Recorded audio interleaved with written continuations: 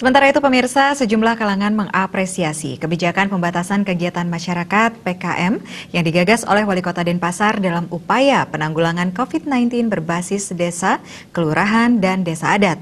Namun, penerapan PKM harus memperhatikan sejumlah hal untuk mengantisipasi agar kebijakan tersebut tidak memunculkan gejolak di tengah masyarakat.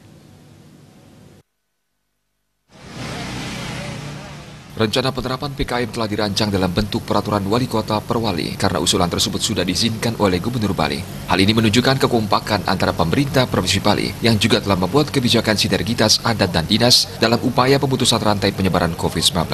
PKM juga sebagai langkah preventif menjaga keamanan di wilayah Kota Denpasar. Realitanya, mobilitas berpergian masyarakat di Kota Denpasar memang cukup tinggi dan masih ada yang tidak menggunakan masker. Pengamat kebijakan publik Idayu Putu Sri Witnyani mengingatkan penerapan PKM harus memperhatikan sejumlah hal untuk mengantisipasi agar kebijakan tersebut tidak memunculkan gejolak di tengah masyarakat. Sejumlah persiapan harus dilakukan dengan matang oleh pemerintah Kota Denpasar, terutama dalam hal pemenuhan kebutuhan masyarakat, SDM, anggaran, sarana dan prasarana atau material lainnya, termasuk pola komunikasi antara pelaksana dan komunikasi ke masyarakat berupa sosialisasi, harus disiapkan dan dilakukan secara terstruktur, sistematis, dan masif.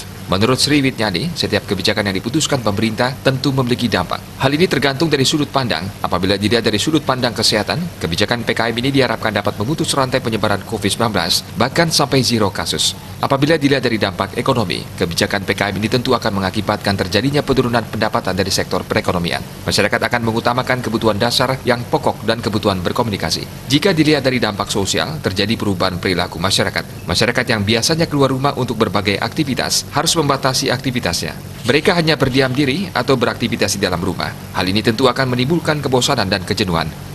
Dampak ini yang perlu juga dipikirkan oleh bersama, mungkin dengan membentuk pola benteng pertahanan pencegahan COVID-19 seperti dengan pola pencegahan, pola pelacakan, dan pola perawatan. Sri Witnyani menjelaskan pola benteng perekonomian yaitu persiapan logistik dengan penentuan waktu pembagian logistik ke masyarakat. Pola benteng pencegahan dampak sosial dapat dilakukan melalui mengajak masyarakat membangun modal sosial dan beraktivitas menanamkan jiwa ketahanan pangan mandiri di masing-masing keluarga. Usaha pemerintah harus didukung oleh masyarakat dengan tekun dan disiplin. Winata Bali Pos.